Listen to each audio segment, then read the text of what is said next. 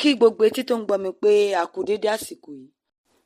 Ọ̀run ṣíṣí orí ìrìn ni èyí, ọ̀run ṣíṣí ti ojoojúmọ́ tí alábòójútó gbogbogbò ìjọ Ìràpadà olùṣọ́ àgùntàn Adébóyè kọ. Èní ni ọjọ́ Ajé, ọjọ́ 14 oṣù kejì ọdún 2025. Àkọ́lé ọ̀run ṣíṣí tòní ni olùrànlọ́wọ́ ní tòótọ́ apá kejì. Àkọ́sórí wa ta nínú ìwé Jẹ́nẹ́sísì orí kejì ẹsẹ̀ 18. Èyí tó kà báyìí wípé Olúwa Ọlọ́run sì wípé kò dára kí ọkùnrin náà kí ó nìkan máa gbé, èmi yóò ṣe olùrànlọ́wọ́ tí ó dàbí rẹ̀ fún un. Ẹ̀kọ́ náà ń tẹ̀síwájú lọ báyìí. Olùrànlọ́wọ́ tòótọ́ máa ń dúró ti ọkọ rẹ̀ nínú ohun gbogbo, kì í tijú nígbà tí nǹkan bá le. Mo ti ṣe ìgbéyàwó fún ọdún 67. Nígbà mìíràn ó máa ń dàbí ẹni pé èmi àti ìyàwó ṣì ń ṣe ìgbádùn lẹ́yìn ìgbéyàwó. Olùṣọ́ àgùntàn Adébóyè ni wọ́n sọ nípa ìrírí wọn níbí. Èmi ni mo tòṣì jùlọ láàrin gbogbo àwọn tó ń yọ ọ́ lẹ́nu kí a tó ṣe ìgbéyàwó. Ṣùgbọ́n mo sọ fún un pé tí ó bá fẹ́ mi, ohun gbogbo tí màá ní tàbí dà yóò jẹ́ tirẹ̀. Nígbà tí a ṣẹ̀ṣẹ̀ ṣe ìgbéyàwó, nígbà tí a bá ń jẹun, a ó fi eréepá jà lórí ẹyọ pọ̀nmọ́ kan ṣoṣo. Ṣùgbọ́n lónìí, kódà bí a fẹ́ jẹ odindi màálù, a lè ṣe bẹ́ẹ̀ nítorí Ọlọ́run ti bùkún wa ní tòótọ́. Nígbà tí nǹkan bá le, olùrànlọ́wọ́ tòótọ́ máa ń fún ọkọ rẹ̀ ní ìwúrí, yóò máa ṣe àtìlẹ́yìn fún un láì jẹ́ kí ó rí ara rẹ̀ gẹ́gẹ́ bí aláìníkànṣe. Kì í ran ọkọ rẹ̀ lọ́wọ́ tán kó wá yí padà láti sọ pé ǹjẹ́ o rí ohun tí mò ń ṣe fún ọ? Ní báyìí, ò ń jẹ mí ní ohun báyìí àti báyìí. Nǹkan ayọ̀ ni fún olùrànlọ́wọ́ tòótọ́ láti rí àwọn àǹfààní láti ran ọkọ rẹ̀ lọ́wọ́ kí ó sì tẹ̀síwájú láti ṣe ìrànlọ́wọ́. Ní àsìkò tí ọkọ rẹ̀ bá ń la ìpèníjà kọjá ni a máa mọ̀ ọ́ gẹ́gẹ́ bí olùrànlọ́wọ́ tòótọ́.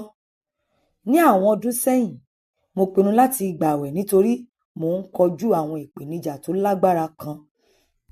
Olùṣọ́ àgùntàn Adébóyè ni wọ́n sọ nípa ara wọn níbí. Mo gbààwẹ̀ fún 40 ọ̀sán àti òru nítorí ìyàwó mi mọ̀ pé tí kò bá darapọ̀ mọ́ mi, kò ní rọrùn fún mi láti pa ọkàn pọ̀ lórí ààwẹ̀ mi. Torí náà, ó gbààwẹ̀ pẹ̀lú mi.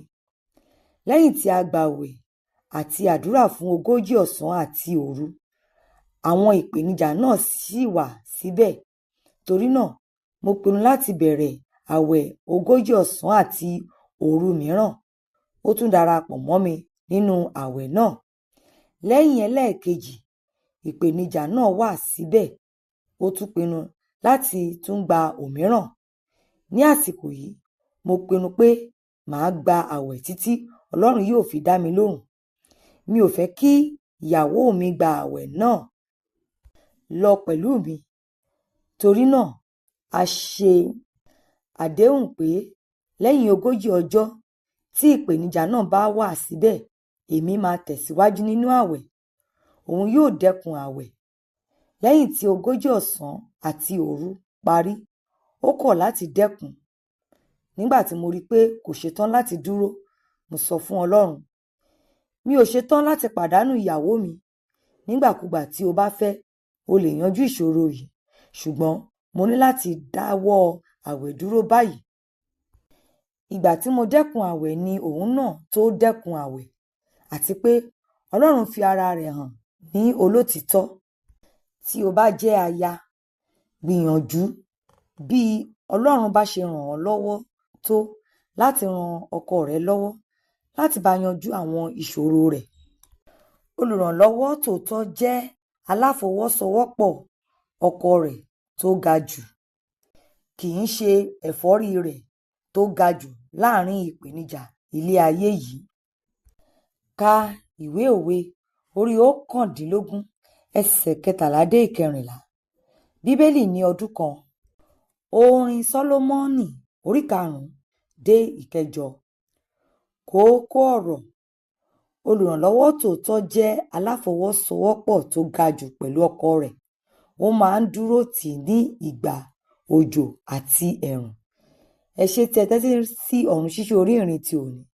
Tí ẹ bá fẹ́ darapọ̀ mọ́ wa láti máa pín ọ̀run ṣíṣí orí ìrìn lórí ayélujára, ẹ tẹ àtẹ̀jíṣẹ́ ọ̀run ṣíṣí orí ìrìn sí 080 ẹ̀fà 5 ẹ̀fà 5 5 5 5 1 kí ẹnìkan kó ké hallelujah.